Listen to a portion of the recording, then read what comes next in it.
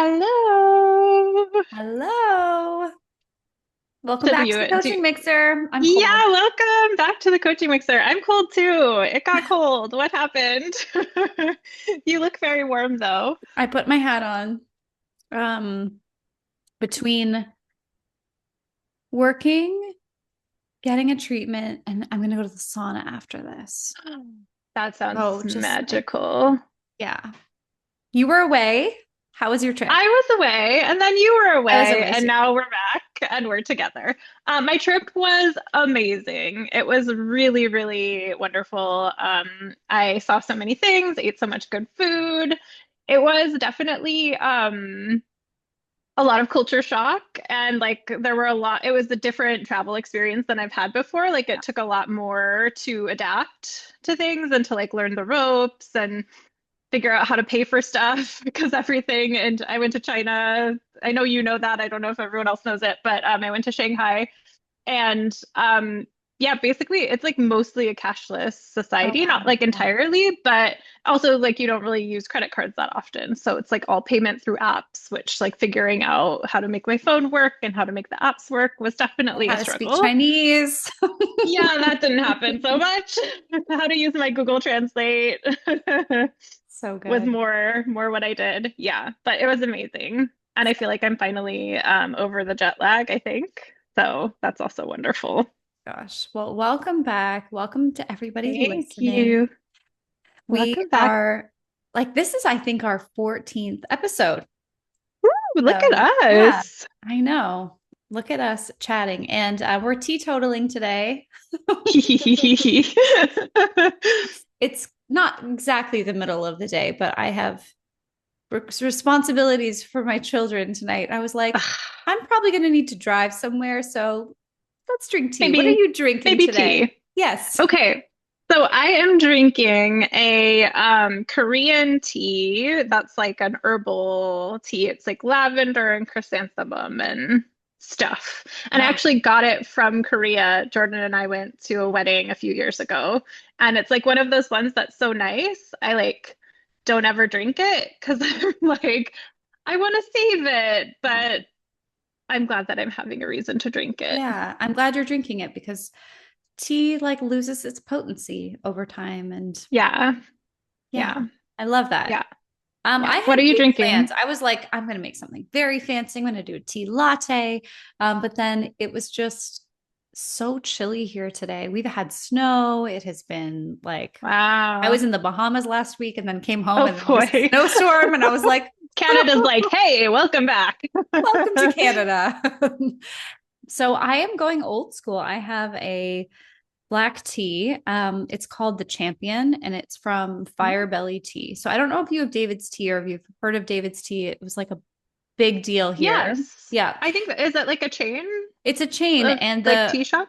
yeah, and the founder sold the company, left the company and then started a tea company that has like it's more pure. Like he doesn't have the candies that the other tea company kind of like has. So Hmm. I've been really enjoying a bunch of their teas, and this is their one of their black teas, and Nice. it's delicious and it's like hearty and just some milk and sugar. That sounds amazing. Honestly, I was a little confused when you're like, I'll make something fancy. I was like, how does one make a fancy tea? I was imagining you like you dried the tea leaves yourself or Yeah. something and you were gonna like gather them from the garden. Listen, I actually do have a tea. I do have tea plant seeds, and they were growing really well this summer. And then my newest cat decided to eat them. Yes. No. I was just like, what are you doing? So I have a couple more of them. So I'm going to try them over the winter. I have Mhm. a little grow light that some of my herbs are still surviving and thriving with right now, but I'm going to someday soon. Yeah.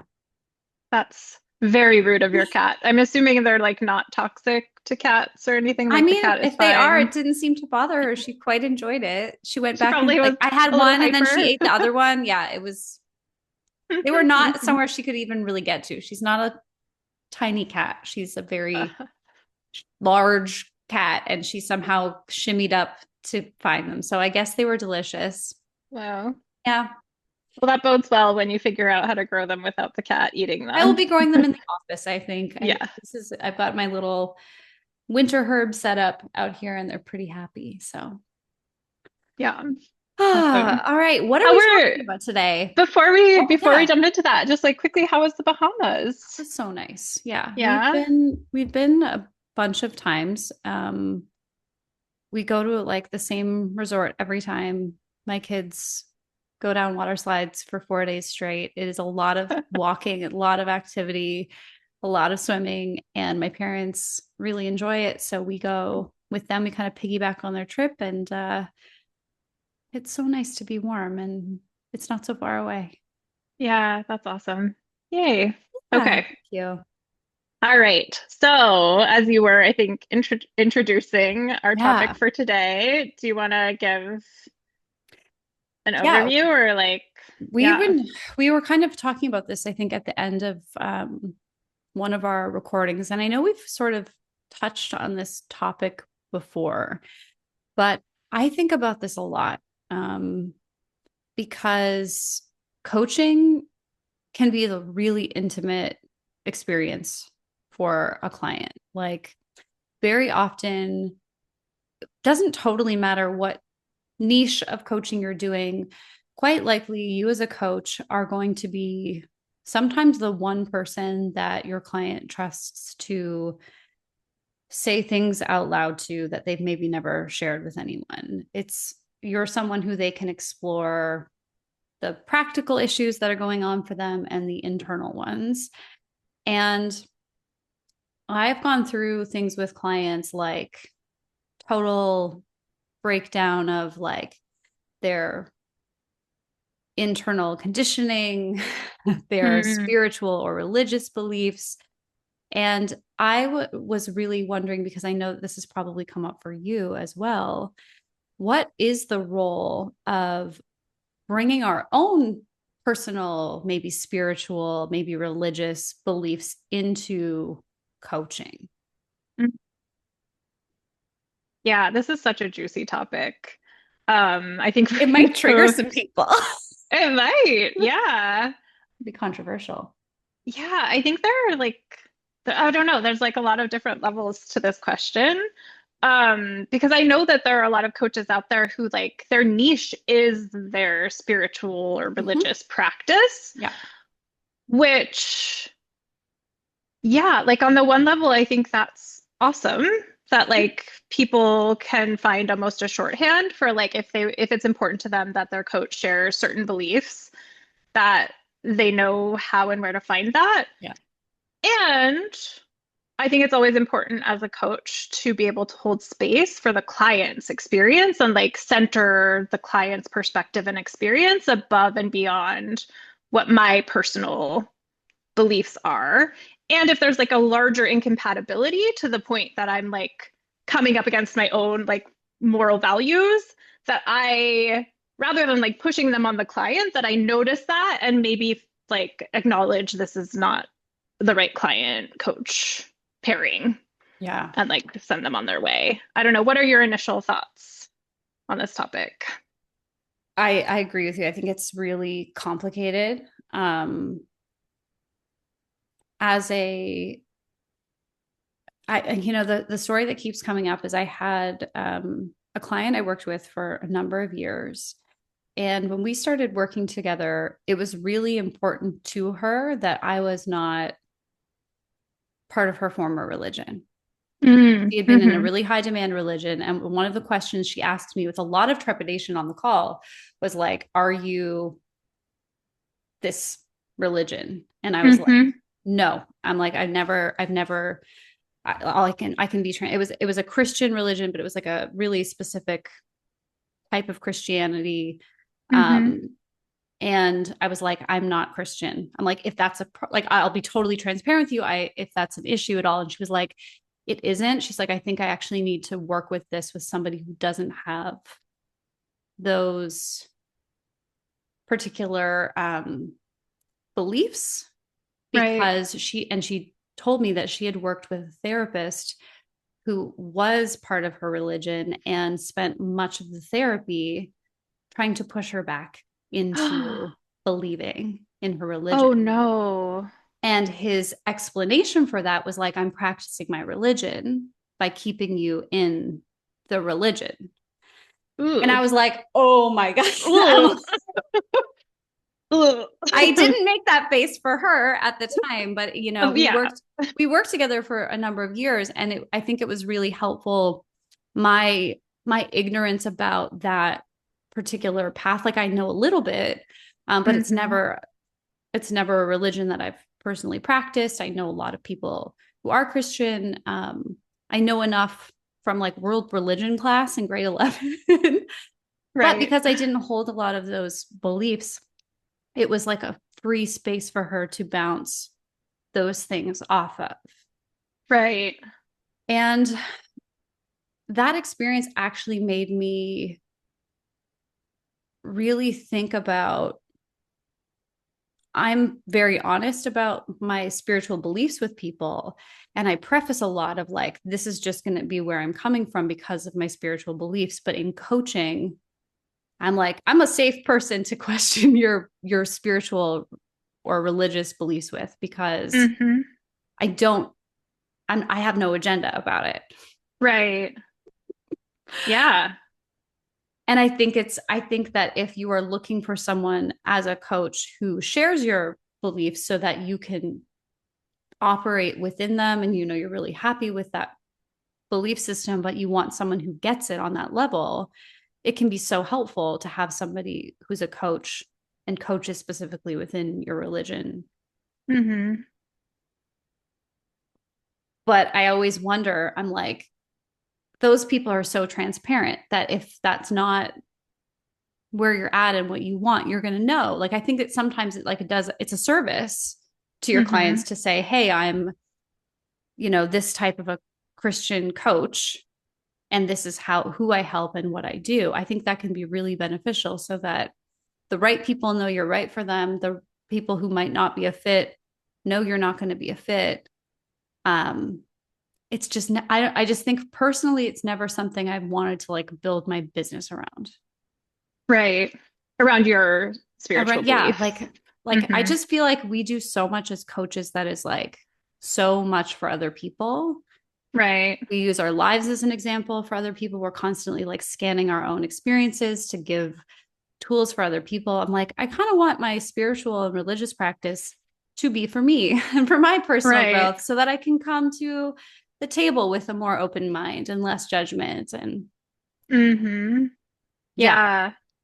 And also, I think I'm assuming you agree with this, but like I don't think with that therapy, even if you do have a coaching practice or a therapy practice, though, like yeah, obviously I'm not a therapist, I can't speak with an expertise on that. But I think if you do have a practice of serving people, even if you have it based around a certain religion, this is my belief. I don't think it's ever okay to like shut down a client's questioning or to try and lead a client in a direction that they're not necessarily wanting to be led in. Like, I think yeah, even if you have a framework that you've developed that's, um, I don't even know, like stemming from a certain belief mhm, system, I still think, like, personally, I think we have to be like client led in that way and acknowledge our own biases if we can't do that with integrity and let the client go, or at least state it out loud. Like, if yeah, it were important to me to further a certain belief system in the session, I would be like, hey, I'm noticing that you seem to be questioning these things. My inclination is to coach you in this direction. Is that where you actually want to go? yeah, Same as I would, like, I am a creativity coach. I work with a lot of writers.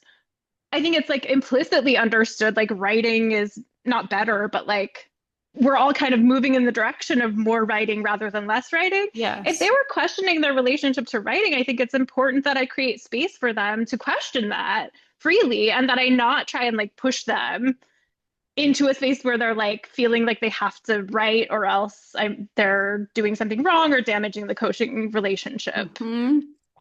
And I think that's so hard. most people. Like, I'm even, as you were talking about, I was like, yeah. And like, I remember I had a client who hired me to help them with their business and then started questioning whether they wanted their business. And my first instinct was like, okay, this person needs like motivation. We've got to like Right. help them out. But then it was that story of my other client leaving their religion came up, and I was like, I totally have an agenda because I'm like, I'm not Mm. doing my job if I'm not coaching this person on being a successful business owner. Mm. When I actually let that go, the person ended up shutting down their business. Oh, And amazing. it was like the perfect life move for her at the time. But I remember just feeling like I'm following where the client wants to go. And it feels really uncomfortable. And like, how am I going to help this person? And then I was like, yeah, actually, I'm a coach. I can help them with whatever. There's Right. like, we don't need the pillar, whether it's the niche or the belief system or the stuff. Like it was a healthy shift at that point for this person. Hmm. Yeah. But I yeah. actually had a similar experience where someone Did you? hired me to make money in their art business.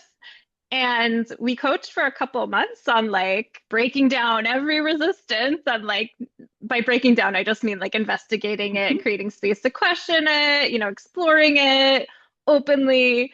And we like, it felt like we were just kind of going in circles, spinning our wheels for a while. And then it was like, do you actually want to be doing this? Like, I think those, Mhm. I don't know, I don't think I said that explicitly, but I think those conversations started becoming that question, we couldn't ignore it anymore Yeah. because it was very clear there was like some resistance to that work. And yeah, I think, I could have, and maybe I did a little bit too much Hmm. not question that just because of my own biases and because of what, this person hired me for explicitly. Right.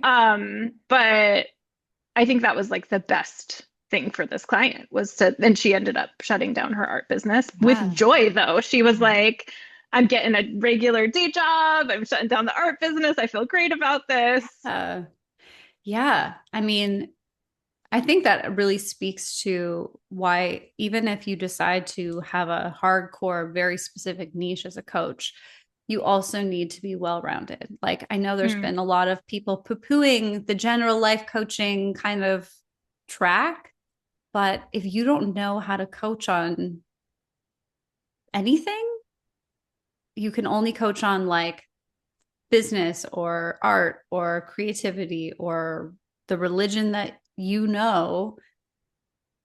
I think it is a disservice to the client, but will also leave you in a place where if your client decides to go in another direction, if you have integrity, you're going to have to end that relationship. right. You can't help them with where they want to go. Hmm. Yeah. Yeah.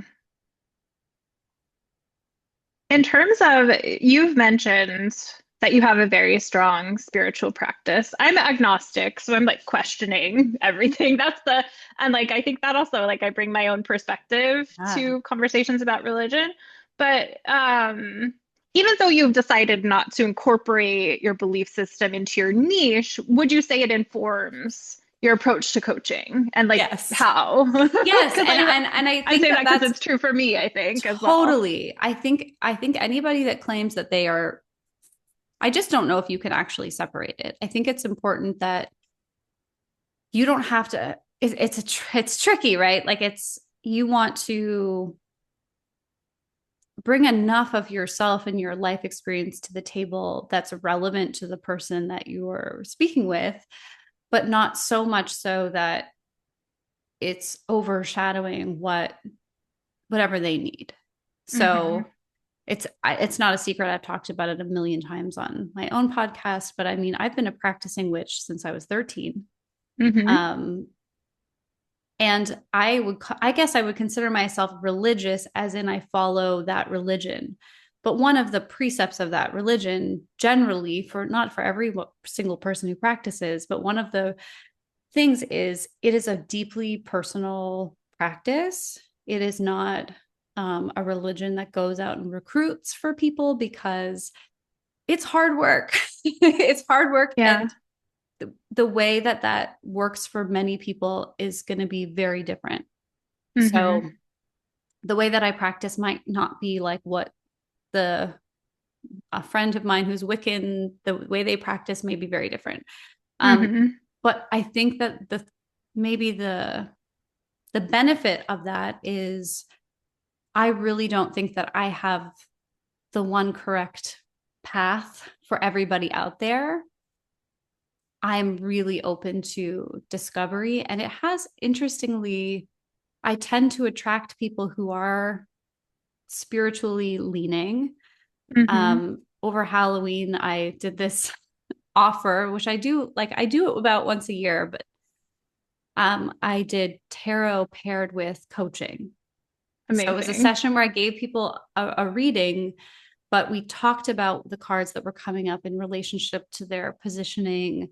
We coached around it. And what was really fascinating was actually a lot of the people who bought that session were my current clients.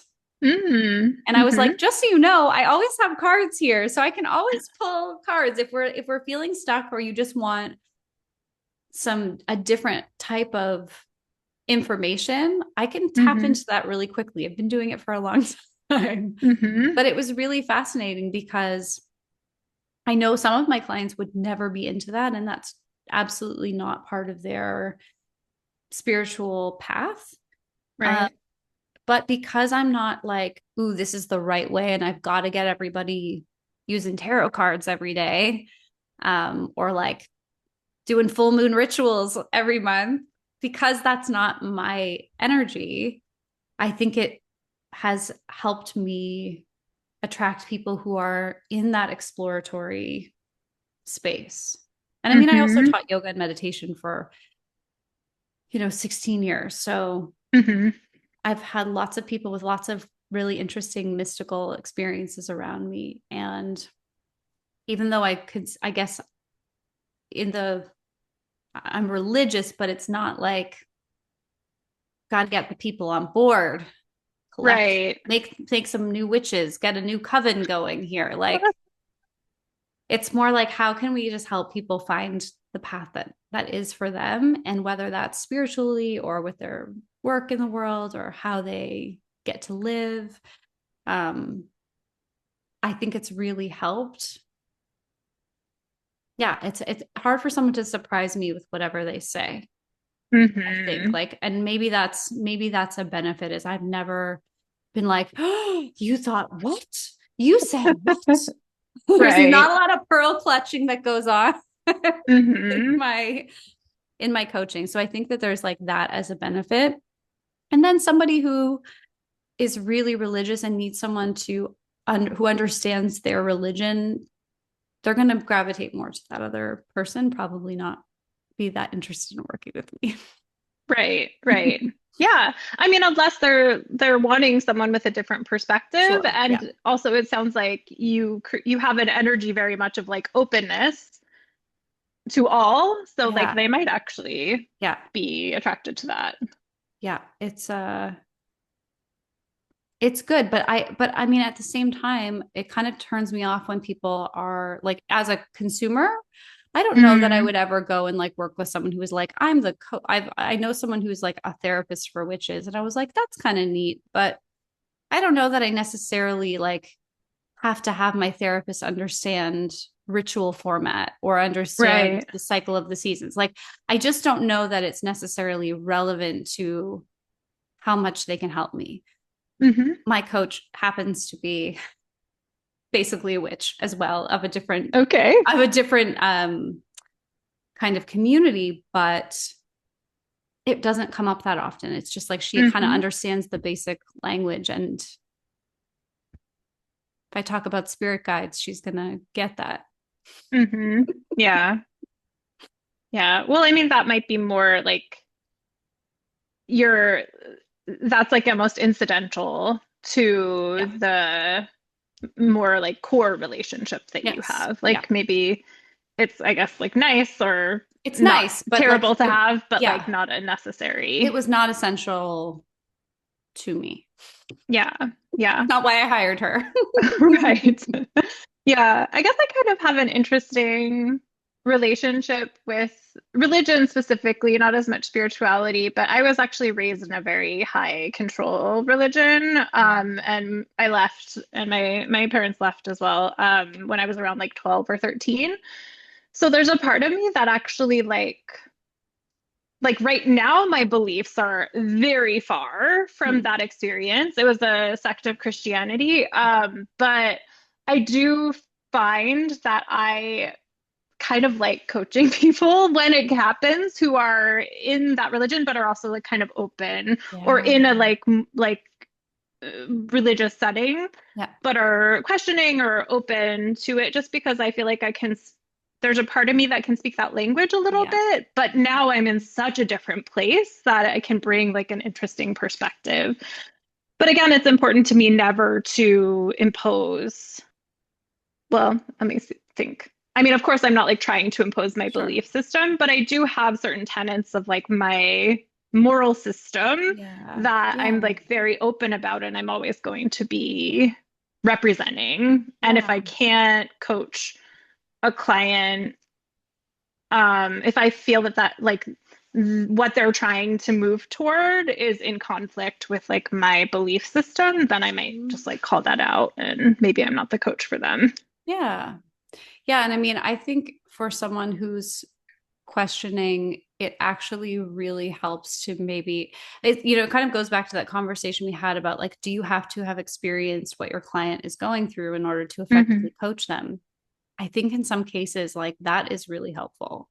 Hmm. Um, I was in a cult, so not a witchcraft cult. That's Right. I think you that's mentioned too that before, and organized I was for like, witchcraft is we'll so talk. like there's too many It's too opinions. loose and It could never be a questioning. cult. Either.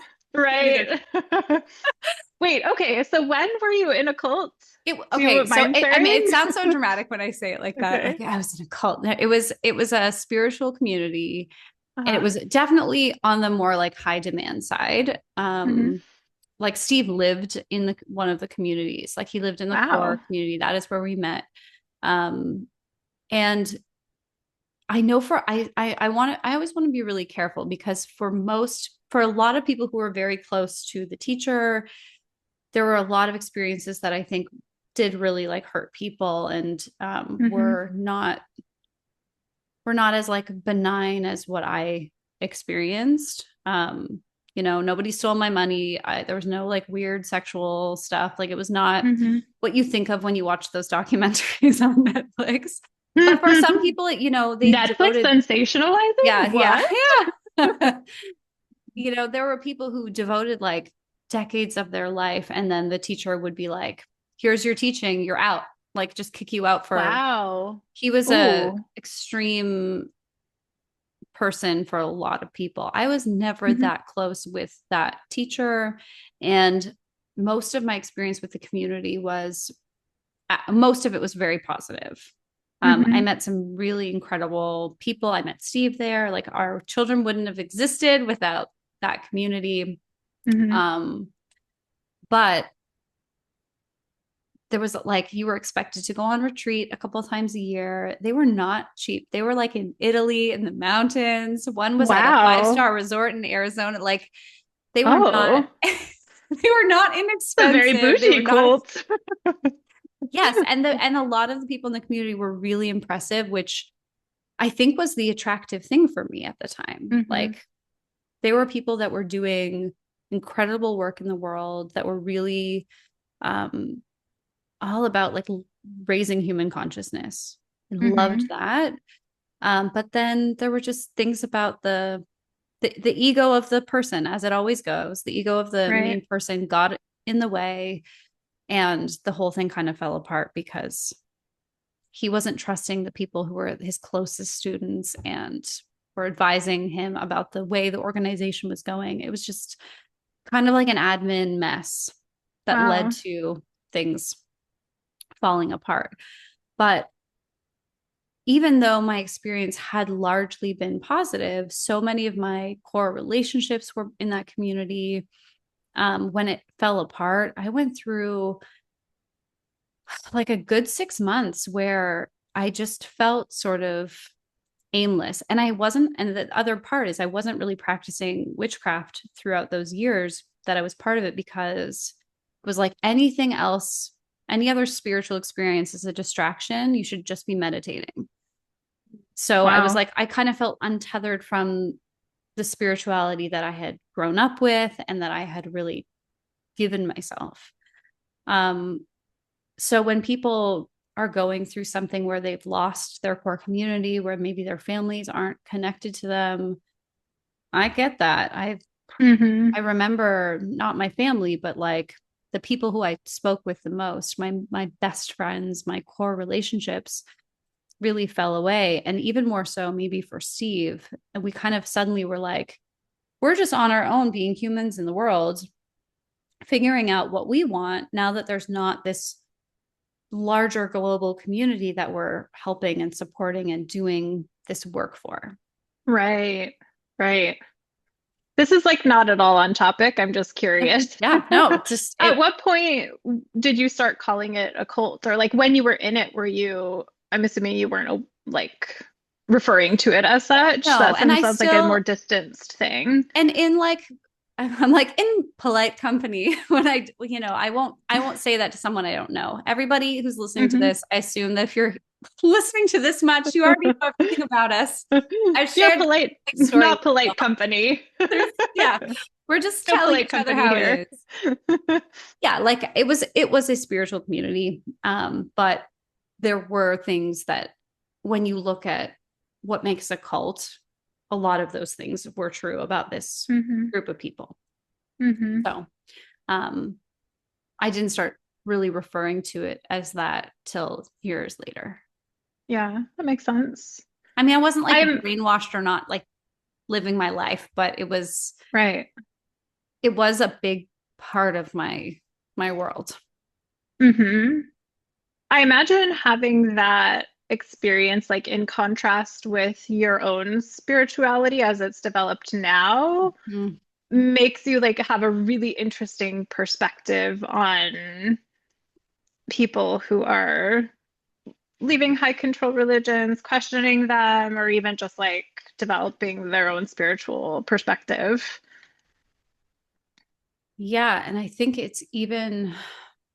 I'm even thinking about like someone who wants to start a business, like the just even the ways that we've been socially conditioned to live life, like the go to Hmm. school, get a job, get married, have the kids, like just the sort of typical blueprint for life. Um, so funny because now I'm like, oh, I've followed most of that actually by this point in a really weird roundabout way. Um, Hmm. but when someone kind of wants to break out of what everyone else expected them to do, I sort of think about like that's a cult too. The way society's conditioned us, Right. not to be like flippant about it, and I don't mean it as like a negative thing, but like yeah, we're all living within these conditioned social agreements. Hmm. When someone decides they want to step out of that, it's like sliding out of the goo in the matrix. Hmm. So I think, and that, I mean, I'm sure you had that experience as well, even if it was Yeah. directed by your family. Like, what a formative time to have your whole paradigm shift. Yeah, I honestly think that is part of, I mean, in retrospect, at the time I was sort of like, even when in the way that we engage with the religion, like there were certain things that are like tenets of Christianity that even now I'm like, yeah, I can get behind that. Like Mm-hmm. the concept of God as a form of love and like Yeah. loving your neighbor, like mostly the lovey things, like Mm-hmm. not so much the other stuff. But I'm like at the time I was sort of like, yeah, that seems fine to me. That makes Yeah. sense to me. But I do think experiencing like at a pretty young age, a whole like paradigm shift, even in our sense of community and where Mm-hmm. that came from, Yeah. I do think that makes me now, like it makes it very easy for me to be quite open to questioning some of the big, um, mm, like ways in which we've been conditioned Mm-hmm. to just like view certain paths that you take in life as like the only path that you can take, because it is a little bit like, you experience this as reality for a while, and then suddenly, but like as I'm going through puberty, it's like, oh no, there's this other reality that you can open yourself to. That was like a pretty big shift in worldview, I think, for me. Again, I wasn't even that conscious of it at the time, but I do think that's probably why. Like for me, I'm never, I don't think, like very resistant to questioning some of the basic paths in life. And if my clients are wanting to like challenge certain things that they've been raised with, I'm like, yeah, giddy up, like let's go. Mm-hmm. I don't feel really threatened by that. To me, that's actually kind of exciting Yeah. because there's like Yeah. so much possibility in that.